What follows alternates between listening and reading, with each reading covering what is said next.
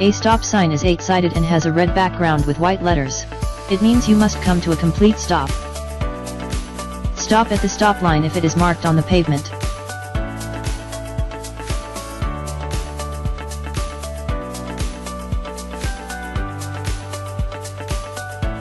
If there is no stop line, stop at the crosswalk.